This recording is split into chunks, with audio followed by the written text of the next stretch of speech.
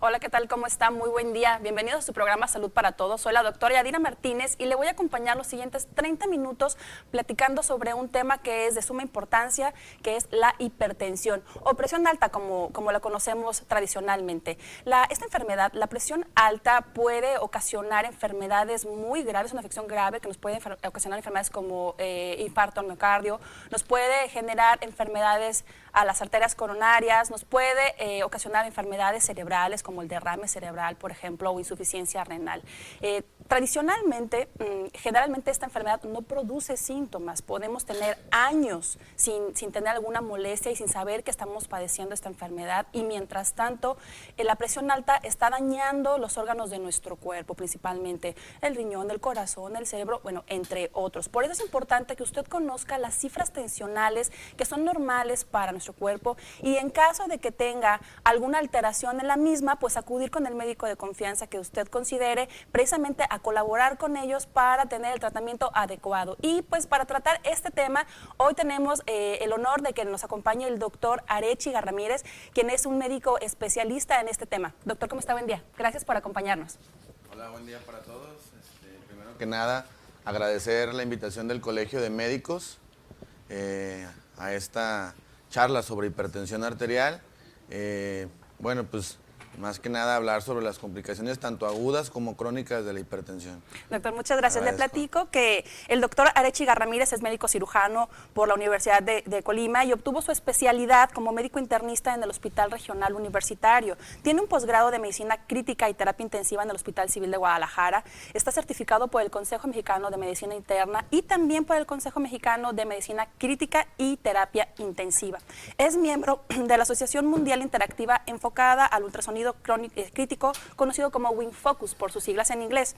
Actualmente es coordinador de investigación y enseñanza en el Hospital del ISSSTE Dr. Miguel Trejo Ochoa y labora en el Servicio de Medicina Interna, específicamente en el área de terapia intensiva y terapia intermedia del Hospital Regional Universitario. De manera particular, el doctor Arechiga tiene su consultorio en el Centro Médico de Colima con el teléfono 31 4 40 44 y en la Clínica Córdoba al teléfono 31 3 80 70, aquí en Colima. Así es que yo le invito a que se comunique con nosotros a los teléfonos del estudio que van a aparecer ahorita en sus pantallas. Se los repito, son 31 3 21 11, 31 3 31 11. Y si usted no se encuentra aquí en la ciudad de Colima, se puede comunicar con nosotros al 01 800 831 19 40. Así es que llámenos, háganos saber sus dudas, todo lo que quiera saber sobre ese tema, el doctor nos va a estar aclarando todo lo que usted necesite. Y si le parece, doctor, yo creo que vale la pena empezar platicando pues qué es la hipertensión, cuáles son las cifras normales de la tensión arterial. Pues bien, la hipertensión por definición es una enfermedad crónica, degenerativa, con afectación multiorgánica, como ya en tu entrada lo habías comentado.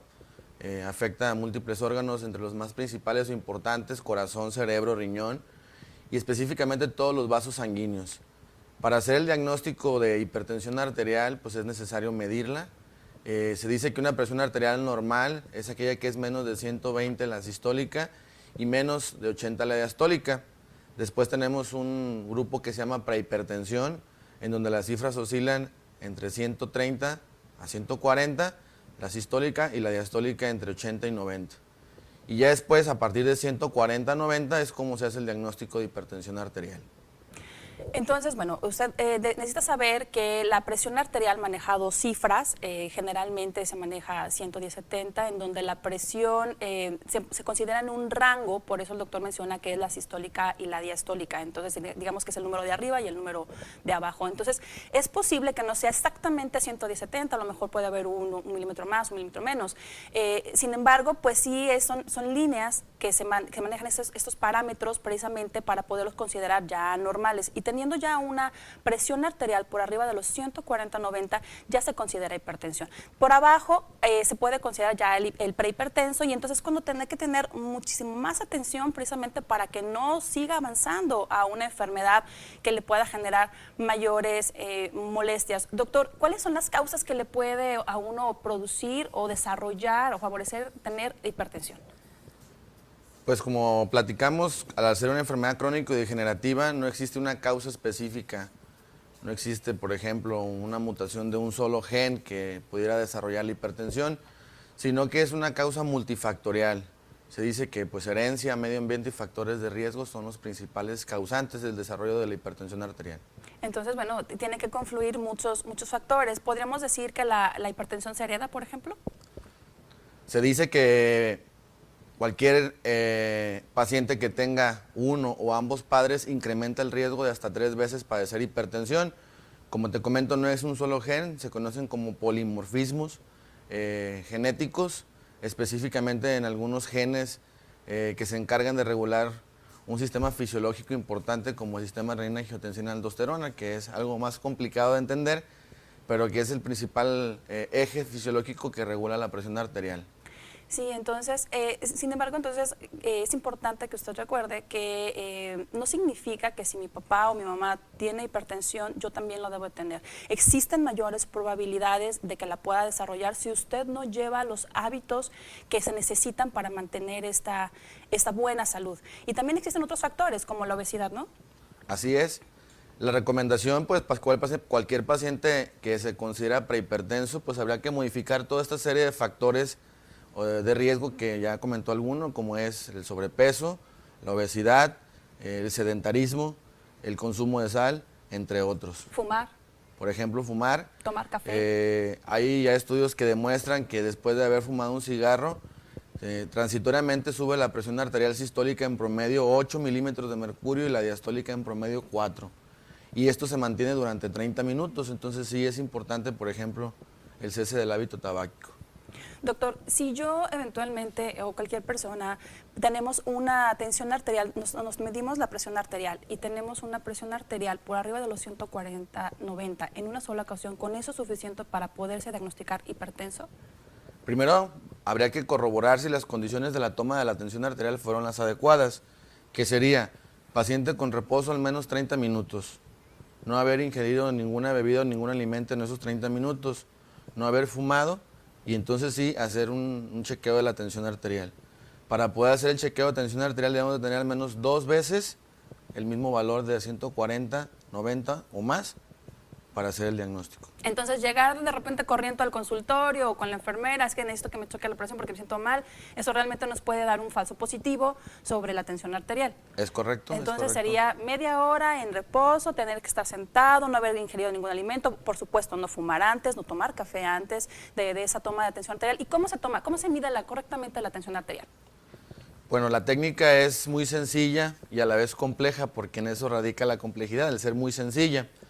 Tenemos que ubicar, de preferencia, medirla en los 2 brazos con un baumanómetro, ese es el aparato especial. La recomendación es que sea un baumanómetro de mercurio, dado que los aneroides que venden en cualquier tienda de autoservicio, que son como los pulseritas, aparatitos que se ponen y que solitos se inflan. Así es, esos no son confiables, habría que medirlo en el brazo, como les comento, comparativamente. Se ubica el pulso, se va insuflando el baumanómetro, lo mide en milímetros de mercurio, hasta que desaparece el pulso. A partir de ese momento ponemos nuestro estetoscopio y vamos disminuyendo aproximadamente de 1 a 2 milímetros de mercurio por segundo hasta que escuchamos el primer ruido. Se escucha una especie de golpeteo, que ese sería la tensión arterial sistólica.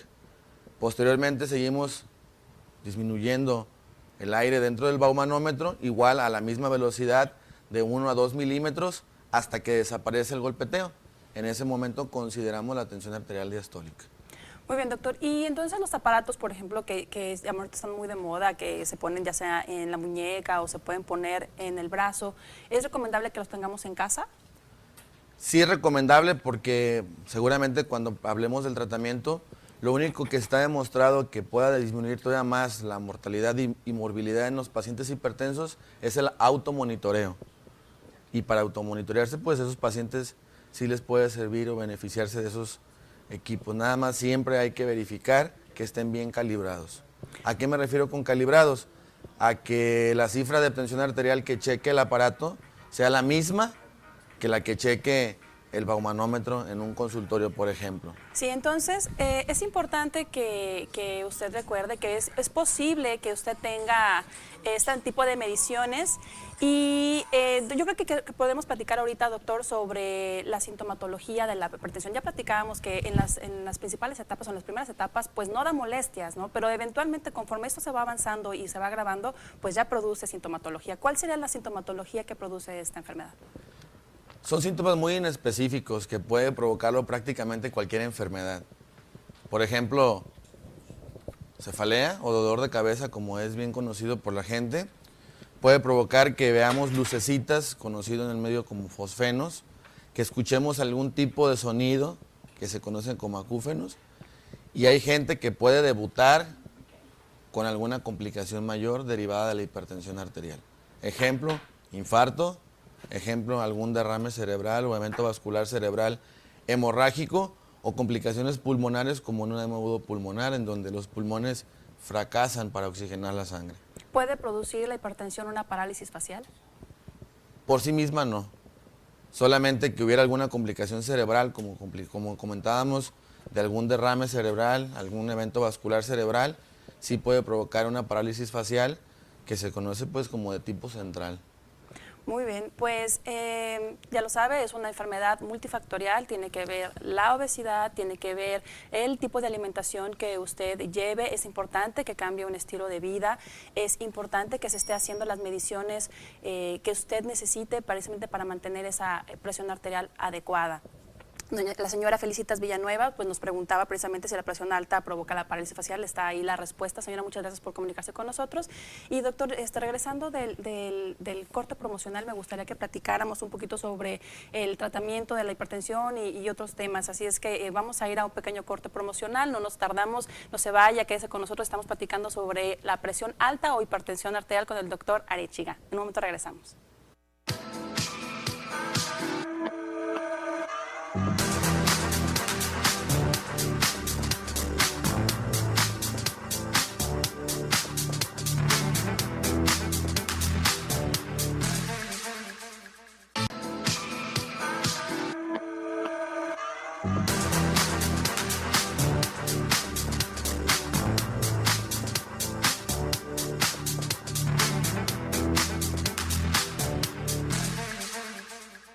Bienvenidos una vez más, ya estamos de regreso del corte promocional aquí en su programa Salud para Todos. Soy la doctora Yadira Martínez y estamos platicando hoy sobre hipertensión, por si usted nos acaba de sintonizar. Y antes de irnos al corte, platicábamos que íbamos a tomar el tema sobre el tratamiento de la hipertensión, doctor.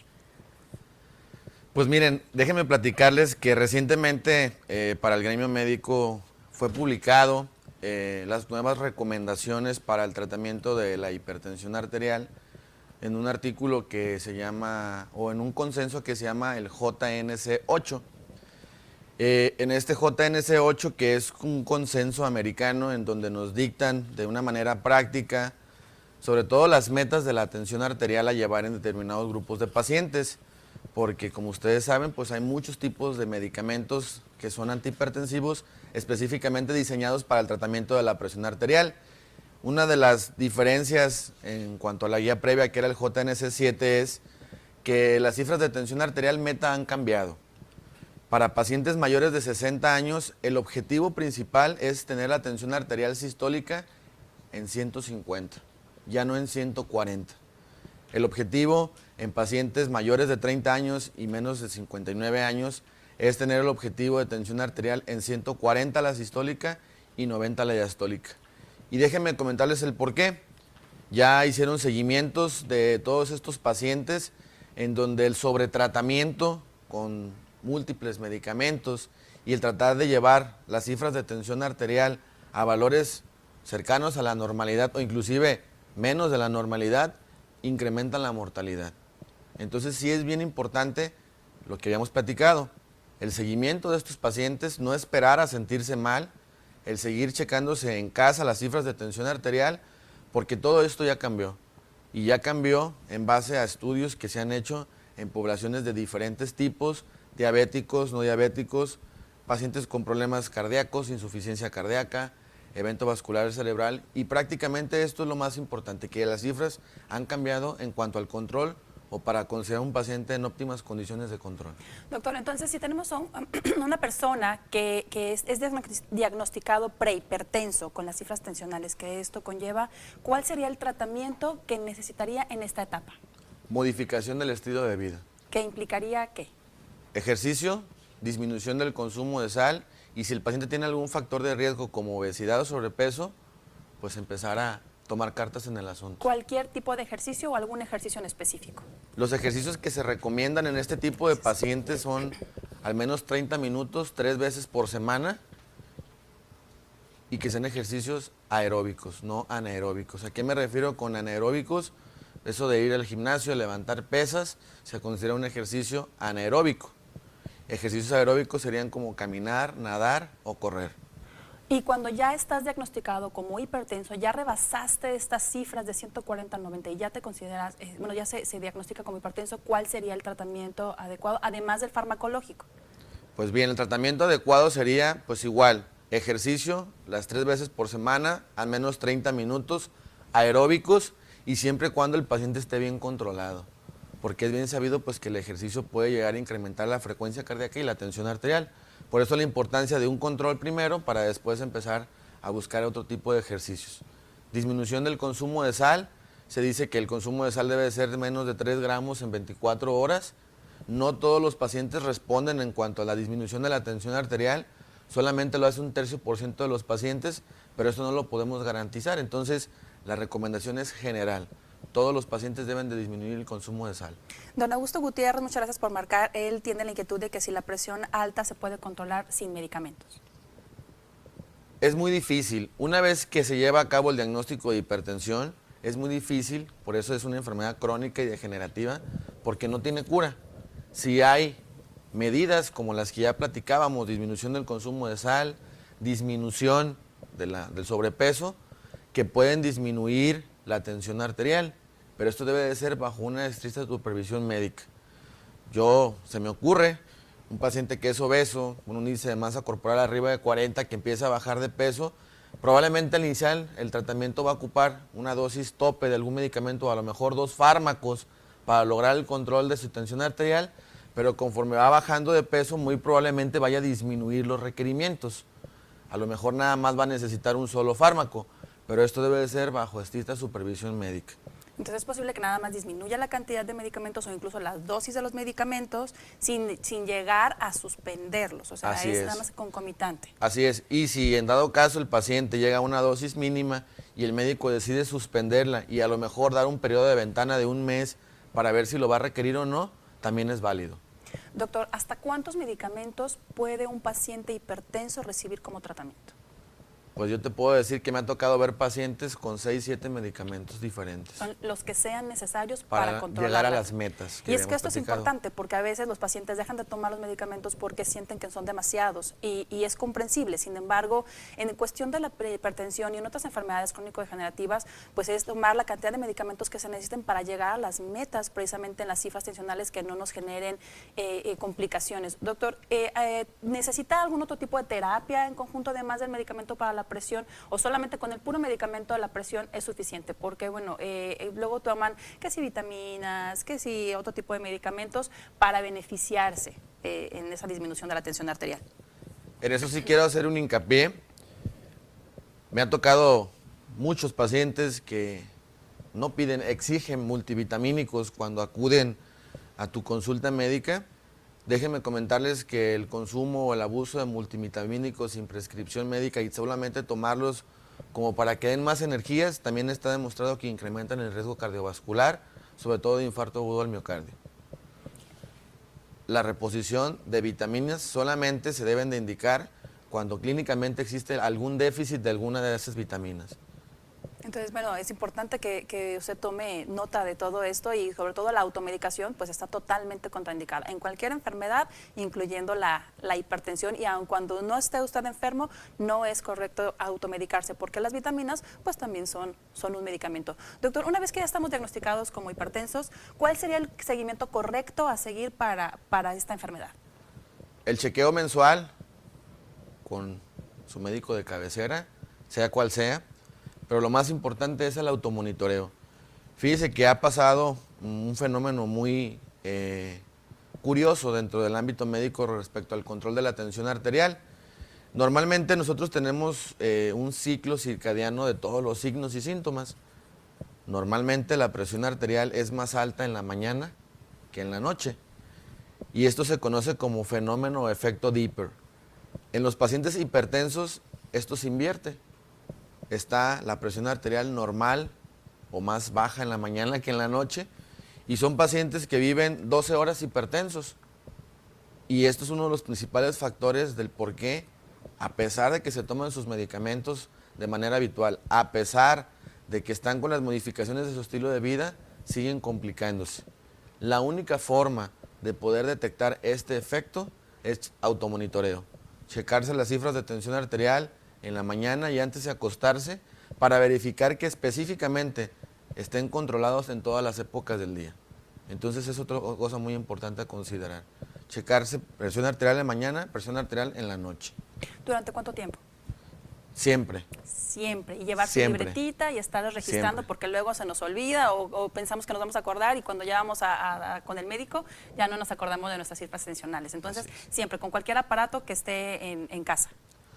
Y para la gente que quiera suplementarse con algo que en verdad les pueda servir, hablando de cosas que no sean multivitamínicos, las únicas dos cosas que han demostrado disminuir el riesgo cardiovascular son la vitamina E y los ácidos grasos omega, que inclusive ya hay preparados en el mercado en donde pueden o combinan los dos. Eso sí es lo único en cuanto a suplementos alimenticios que puede disminuir el riesgo. Los multivitamínicos no. Que hasta el momento, ¿no? Que hasta el momento. Muy bien, doctor. Doctor, ¿qué tanto problema una vez que tomas un tratamiento para la hipertensión, este paciente podrá tener dificultades sexuales?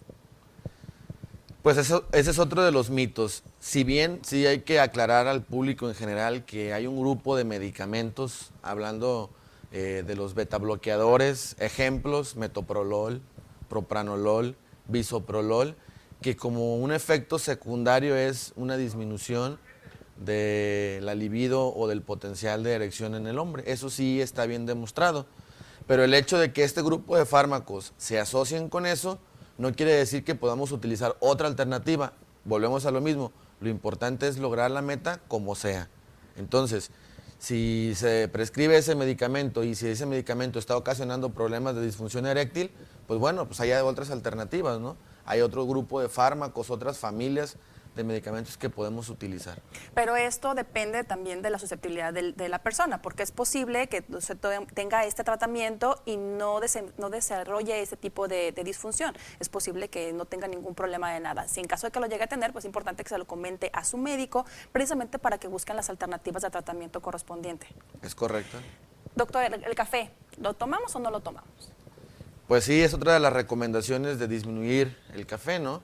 Específicamente, pues la cafeína, al igual que la nicotina, tienen un potencial de incrementar la tensión arterial.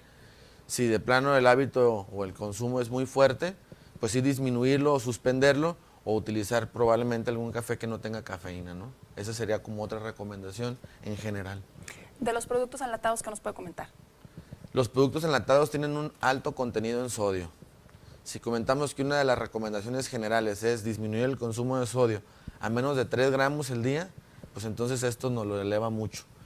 Productos enlatados, alto contenido en sodio, desarrollo de hipertensión. Entonces sí recomendaría que fuera como lo más natural posible lo que se consumiera y de preferencia no productos enlatados. ¿Y el alcohol? ¿Podemos tomar bebidas alcohólicas? Ese es un tema en debate. Que cada quien puede tomarlo pues a su conveniencia, ¿no? Así es. Lo que está demostrado es que el consumo de vino tinto es un factor cardioprotector. Pero nada más el vino tinto y el consumo son menos de 3 copas. Sí, una cantidad moderada, no es toda la botella. Así es. Entonces, ese sí, si me preguntan a mí, pues bueno, el consumo de vino tinto, yo preferiría no recomendarlo, pues para que no cree falsas expectativas o confusiones respecto al consumo del alcohol. De que ahora tenemos que tomarlo por eso y hay que aclarar que el tamaño de la copa es el tamaño estándar, porque si no vamos a agarrar una copa de este tamaño y entonces se toman las 3 y ya se acabó la botella y media. Doctor, muchas gracias por estar conmigo el día de hoy, fue muy interesante. Yo le agradezco todas sus sugerencias. ¿Nos puede repetir, por favor, los datos de su consultorio? Pues bien, tengo mi consultorio en el Centro Médico de Colima, es Maclovio Herrera 142. el interior es el 205 y próximamente también abriremos consultorio ahí en la Clínica Córdoba, es Zaragoza 377, pues con el objetivo de estar presente en diferentes medios. Muy bien, doctor, pues muchas gracias por estar aquí conmigo una vez más, lo esperamos muy pronto. Pues muchas gracias a todos los que hacen posible la producción y la emisión de este programa. Sobre todo le agradezco a usted que nos abre las puertas de su hogar a través del televisor. Y pues en estas vacaciones, en esta temporada navideña, pues vamos a tener un programa en vivo, vamos a repetir uno de los programas que ya hemos transmitido. Sin embargo, pues yo le quiero desear a usted lo mejor de lo mejor en estas fiestas. Que pase usted una excelente Nochebuena, una feliz Navidad, que reciba este año nuevo con la mejor bendición que podemos tener, que es tener nuestra salud de una manera adecuada. Soy la doctora Yadira Martínez y me despido de usted deseándole un saludable fin de semana y un saludable año nuevo.